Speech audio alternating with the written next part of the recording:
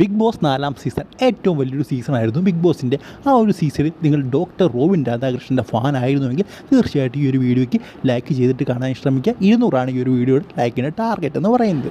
Big boss season 4 കഴിഞ്ഞപ്പോൾ നമ്മളെല്ലാം വിചാരിച്ചൊരു കാര്യം എന്ന് പറയുന്നത് അതായത് ഡോക്ടർ റോബിൻ രാധാകൃഷ്ണനും അതുപോലെ തന്നെ ദിൽഷ പ്രസന്നനും തമ്മിലുള്ള വിവാഹമായിരിക്കും നടക്കാൻ പോകുന്നത്. പക്ഷേ ഒരു ഇൻ്റർവ്യൂയോട് എല്ലാം മാറി ആരതിപ്പൊടി ഡോക്ടർ റോബിൻ രാധാകൃഷ്ണൻ അവർ തമ്മിലായി.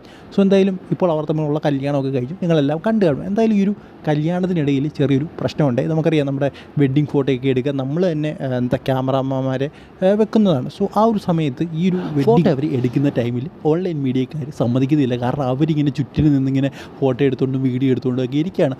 അങ്ങനെ ആ ഒരു വർക്കുള്ള അതായത് ആ ഒരു വെഡ്ഡിങ്ങിൻ്റെ വർക്കുള്ള ആ ഒരു ക്യാമറാമാന് വളരെയധികം ഇവരോട് ചൂടാവുന്നത് നമുക്ക് കാണാൻ സാധിച്ചിട്ടുണ്ട് ആ ഒരു വീഡിയോയിൽ.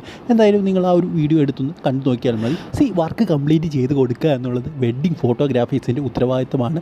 എന്നാലേ അവർക്ക് കൂടുതൽ വർക്ക് കിട്ടത്തുള്ളൂ. അതായത് അവരുടെ ആ ഒരു വർക്ക് നന്നായാൽ മാത്രമേ അവർക്ക് കൂടുതൽ വർക്ക് കിട്ടത്തുള്ളൂ. ഇങ്ങനെ ഇന്ന് അവർ ശല്യപ്പെടുത്തി കഴിഞ്ഞാൽ അവരുടെ ആ ഒരു ഫോട്ടോഗ്രാഫിക്കൊന്നും ശരിയായിട്ട് അവർക്ക് ചെയ്യാൻ സാധിക്കില്ല. എന്തായാലും ചെറിയൊരു അടിയുണ്ടായി.